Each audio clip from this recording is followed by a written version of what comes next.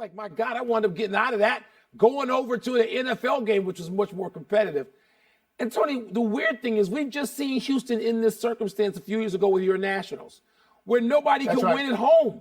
And it's like, lost them all. Okay, that was like, I think, the first time in history. And now you get it just a few years later. And yet it's not like it's a pattern. Houston was great at home last postseason. I don't know what it means. Is there some indictment of the Astros we should look at? Maybe not. I mean, they get to this point. They come into the postseason, they fight you. They can still win dramatically. They can still throw pitching at you if Verlander is out there and he came back for this. I don't know what to make of it really, but good for Texas. Good for the Texas Rangers to say, we don't care if they were the champs. We are now in the big event in the World Series. Yeah, so, I was saddened by the fact that Max Scherzer did not give a Warrior God performance. He was hit hard, and he was out in the third inning. But Texas hit harder than Houston hit. They got 15 hits. And Garcia, he seemed to thrive in the wake of being hit by Brian Abreu with all of that controversy. Point, Last night, he had 4 hits and 5 RBI, and I wondered why Dusty Baker pitched to him at all. And I want to get the name right, I wondered why Dusty left in J.P. France for 8 batters in the 4th inning when he had given up 5 hits and 4. This is an elimination game. You got to get him out of there. You talk about the fact that everybody loses at home. Mike, if I own the Astros and they have a 40-47 record this year and they're World Series defending champions, I even think about reconfiguring the ballpark to suit my hitters. I don't understand this. But they were great there last year. They've been great there in other years. Tony, it's just this really uneven thing. It's strange. It's historically weird, isn't it? By the way, do you know that Bruce Bochy is now going back to the World Series for maybe a 4th ring? How about that? He's 6-0 all time in elimination games. Well, 6-0. Amazing. And it's a marvel. People did. I wonder how many teams would have seriously looked at Bochy. Well, one team got it right. Tonight, we get Game 7 in the National League. The Diamondbacks forced it by beating the Phillies 5-1 in last night's Game 6 in Philly. Arizona's going to send Brandon Pfaadt to the mound tonight against Ranger Suarez. Tony, to whom do you give the edge? So I've been watching this series carefully, as have you. I've been watching the Phillies throughout the entire playoffs. I know they lost Game 6 at home last night, but unlike Houston, they had been great at home. They had been 6-0 at home. 2 over Miami, 2 over Atlanta, and 2 over Arizona. So, I look at that, and I look at the fact that their home crowd, to me, Mike, seems to elevate them more than other home crowds elevate their home team. So I'm going to pick Philadelphia, but I am cautioned by what I saw last night in Houston. Maybe this is the year that the unknown teams get in. And if there's any team that's possibly more unknown than Texas, it's Arizona. Yeah, Tony, I'm not going to disagree with any of that. I don't know about any edge. And to hell with the edge. I'm rooting hard for Arizona now. And not because I spend a lot of my time in Arizona. I'm not. I'm rooting against Eastern presumption. Because I got angry yesterday when I picked up the newspaper where I live and I read our friend and a great columnist, Barry's Verluga, saying, oh, it's better for baseball if Philadelphia wins. So another Eastern person telling us that the Eastern team has to win because anybody else other than the Eastern team along I-95, it is not valid. To hell with that. And now I am just rooting against people like you and Verluga, both of whom I love. No, I got involved in this. Yeah, I'm involved in this now. I'm just throwing you in. I'm dragging you into this. I'm dragging you in because you said on this air that the league must want Philadelphia to win because nobody knows Arizona. And now Eastern presumption has angered me, and I'm rooting as hard as I can for Arizona. I don't have Eastern presumption. I have what is called reality and ratings understanding. Ratings. A big Eastern city draws more people. Here's what I would tell you. The what I worry Western about city's most bigger than the Eastern city now. Can you give me a chance? I just want to I worry about the bullpen. I worry about Kirkering. I worry about Kimbrel. My comfort level on that series is Philadelphia has to go into the 8th inning up by 4, or I worry. You We should move be now to the rooting NFL. against the bearded first baseman. Being a Washingtonian and a Nationals guy, you should be rooting against Bryce Harper, huh? No, I'm rooting against North Scottsdale. I know you. That's I know what I'm that. rooting against. I know you are. We move to the NFL where all the pretentious You and people go for Verluga. second homes. both The of them. 49ers lost again last night. Third Gated homes. communities. That's 2 in a row. This time it was at Minnesota. Hardly a powerhouse this year, 2-4 coming in. But they led every step of the way. Kirk Cousins wasn't sacked at all. Threw for 378 yards, 2 touchdowns, 1 interception. In contrast, Brock Purdy threw for 100 fewer yards, was intercepted twice. Well, but how concerned should the 49ers be about their sackless defense and the suddenly mortal Brock Purdy? Tony, they should be. There's every reason for that to be a primary discussion. It is because the 49ers, a couple of weeks ago were 5-0 and looked like world beaters, and now they're not. But, Tony, I'm going the other way on this. I mean, we've seen Kirk Cousins, you and I up close because he was here first in Washington, where he had these kinds of games. He doesn't have them all the time. If he had them all the time, he'd beat Joe Montana. He doesn't have them all the time. And you know what? Hardly anybody has them all the time, except that 4 or 5 quarterback group at the top of the league at any time that is going to the Hall of Fame. So Kirk Cousins can have these games. He does have these games occasionally. And when he does, his team wins, and they can get to the playoffs with a really good regular season record. They are still in it in the NFC Central because neither one of us, and me more than you, I don't trust Detroit. Not yet. They got to prove more to me. So I'm putting this on Kirk Cousins. I think he had a great game. He was missing his best receiver and the next best offensive player, the best offensive player on that team, just like San Francisco was missing Deebo Samuel. So if you had told me before this game that Deebo Samuels and Christian McCaffrey would be out because of the injuries they suffered last week, I would have said to you, it's possible they can lose on the road. Right. But McCaffrey played the whole game and scored the 2 touchdowns, so that wasn't the problem. Mike, yesterday I talked about putting teams in the don't pick me box.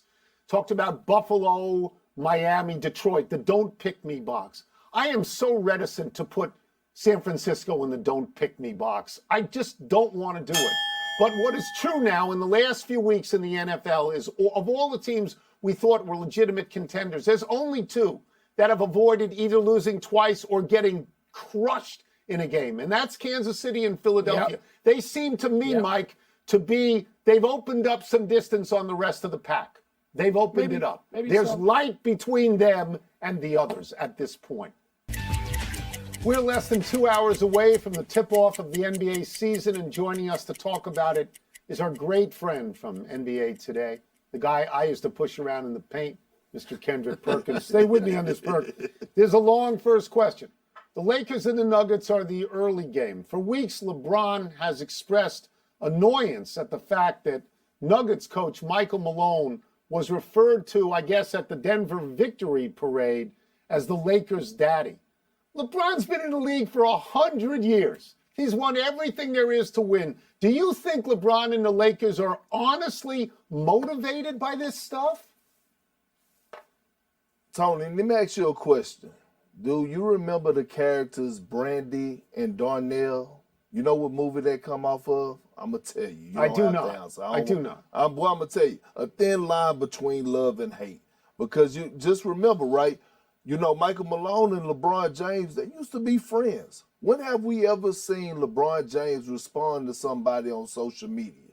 We saw it with the Denver Nuggets this past offseason. So, yes, he does have something to prove. And I feel like he's going to come in there to send a message tonight and spoil the Denver Nuggets ceremony, ring ceremony tonight. And it's going to be addressed to Michael Malone. Ooh. Intrigue on opening night. We like that. The second game, by the way, Perk, is pretty darn good, too. Suns and Warriors up in the Bay, up in San Francisco. And Bradley Beal and Draymond Green may not play because of the opening night injuries. But when you look at those teams, long range, meaning for this season, is there one that you like more than another? They're both going to be in the fray in the Western Conference. Oh, it's the Phoenix Suns. It's the Phoenix Suns. It's no way that you have 3 of the most prolific, efficient scorers in the game on one squad that's underrated playmakers in KD, Bradley Beal, and Devin Booker. And the pieces that they added around them, Eric Gordon, I love the pickup for us with the trade to get Big Nurkic. And you know the deciding factor in this? Frank Vogel.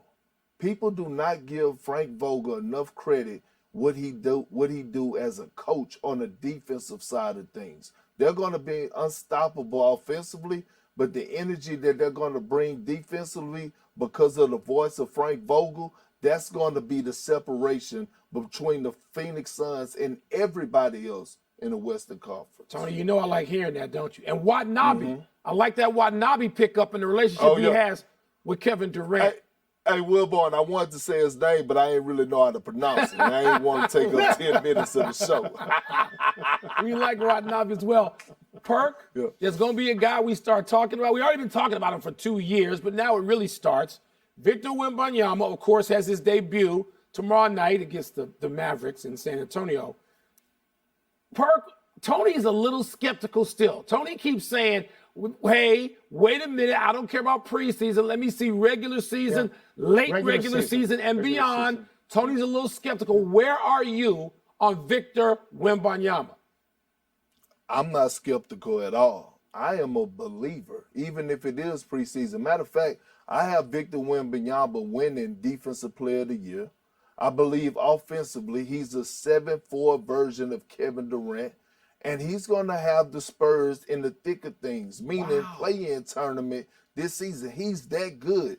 Tony, in the next 3 years, Victor Wembanyama will be the best player in the league on both ends of the floor. And he's going to make a serious impact this season. He's the real deal. Wow.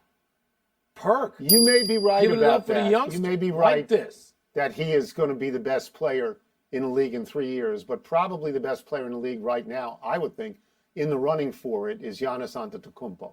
We haven't talked about the East at all. He just signed a 3-year extension that's going to pay him $62 million a year. Seems like a lot of money to me. Do you like Milwaukee in the East to come out of the East, or do you like someone else in the East to come out of the East? I love Milwaukee. And not just because of the duo of Damian Lillard, who averaged 32 last season, and Giannis. I could just imagine how that two-man game is going to look. It's going to be unstoppable. But then I think about money-making Middleton, Chris Middleton, who's going to be their third option. I think about the depth that they have on their front line. When you think about Giannis and Brook Lopez, Robin Lopez, Bobby Portis, who could have won Sixth Man of the Year last year. You add a Malik Beasley, Jay Crowder come back. You still got Pat Connaughton over there. This roster is set to win now. And no disrespect to the Celtics, no disrespect to the 76ers or the Heat, but the Milwaukee Bucks, in my opinion, have the best team in the Eastern Conference, and I feel like they're going to represent the Eastern Conference this year in the NBA Finals. So, Perkins, sounds like Suns get you out of here on Milwaukee this. for you. Yeah, that's it. That's my early season prediction for the Finals. There we go. We're going to Thank put a you, pin in Perk. it. Perk, Thanks we so appreciate much for it. joining us again. Thank you. Hey, thank you. Hey, Tony, I need you to go check out A Thin Line Between Love and Hate and text me and tell me what you think about it, all right? Yeah, I'm sure I'm going to watch that between innings of the baseball tonight. Let's take one last break. And should Matt LaFleur remain confident in Jordan Love as the Packers' starting quarterback? No. Tony, you might be the last holdout. I know you're not saying Wembanyama's not ever going to be great. He hasn't played 1 minute in the league. Happy time, people. Happy 24th birthday, Amon-Ra St. Brown. The Lions receiver was a 4th-round pick out of USC in 2021, and he has been nothing but terrific. As a rookie, it was his idea to give his sons names like Amon-Ra, Equanimous, and Osiris. Tony, you can name them the sun, the moon, and the stars. If you can raise and produce multiple professional athletes in one family, God bless. You can do anything you want to do, and those guys are learned. I like that as well. I'm so surprised you didn't name Matthew Equanimous. Equanimous. It was taken. I just thought it was taken. Happy anniversary, Wilt Chamberlain. On this day 64 years ago, the Big Dipper made his NBA debut with the Philadelphia Warriors. In a win over the New York Knicks, Wilt's career began with 43 points and 28 rebounds. First player to win Rookie of the Year and MVP in the same season, Wes Unseld is the only other rookie to do that. Wilt's averages as a rookie, 37 points, 27 rebounds. Wilbon, let's see your boy Wembanyama do that. If he if he even has that for one game tonight, it'll break the internet. As my dear friend Jalen Rose always says, there's one record book in the NBA for everybody, and then there's one for Wilt. Pay attention, boys, because that sums it up. There's one for Wilt, just one. Happy trails to the Padres for Bob Melvin. The Giants have hired him away after a quick interview process. Melvin grew up in the Bay Area, played for the Giants for 3 seasons in the 80s. This will now be the 5th team he has managed. Melvin managed the NL West rival Padres the past 2 seasons. They made the NLCS in his first, but they missed this year's playoffs despite huge expectation and huge commitment of money to that team. He had 1 year left on his deal in San Diego. The last manager the Padres let leave for the Giants, a guy by the name of Bruce Bochy, who led San Francisco to 3 World Series titles and will now try to win his first with the Rangers. Tony, it sounds like the Padres are straight up blaming him for what they didn't do this season. You don't want to blame any of those players you're paying almost like NBA salaries. You don't want to blame them. You just want to blame the manager? I don't know about that. Could backfire on you. So I'm not surprised at all that he's not there anymore because of exactly what you're saying. Just like I'm not surprised that Buck Showalter isn't going to be with the Mets anymore because of all the money that they spend, and they got to hold somebody accountable, and that's who they hold accountable. Bob Melvin took Oakland to the playoffs. Oakland, no money. Took Oakland to the playoffs 6 times. He'd been to the playoffs 8 times with 3 different teams. He seems to me a quality manager, right? Yes. I wouldn't have fired him. And not after this 1 year. No. Fire some of those players. I got rid of a player or 2. I'd run off a player before I fired a good manager. We're running out of show. We go to the big finish. Packers coach, your boy Matt LaFleur, says his confidence in Jordan Love is not wavering one bit. Is yours? Not yet. These things where you get like 12 games or fewer to audition to be a quarterback in the NFL or get out, sorry, I'm not with that. The Rams released kicker Brett Maher. That justified? So in the game on Sunday, he missed 2 field goals and an extra point. That's 7 points. The Rams lost by 7 to the Steelers. Last year in Dallas, he missed 4 extra points in one game. The Pistons will be without Bojan Bogdanovic for at least 4 weeks with a right calf strain. Is that significant? He averaged 22 points a game last season. That, for a team trying to find its way, is significant. College football tonight. 7-0 Liberty at 4-3 Western Kentucky. Are you smelling upset? Well, maybe, but honestly, I'm going to be locked into the Phillies in Arizona. That's what I'm watching. Last one. All 32 NHL teams are on the ice tonight. Which is the best game? I'm going to say, of course, I got my own bias. I'm going to say Bruins Blackhawks. Connor Bedard, I'm watching him. Blackhawks, what a shock. Yeah. We're out of time. We'll try and do better the next time. I got to read this. Happy birthday to our producer's high school prom date's husband, Sonny. There we go, a couple of degrees removed. I'm Mike Wilbon, same time tomorrow, Knuckleheads. You can get the podcast.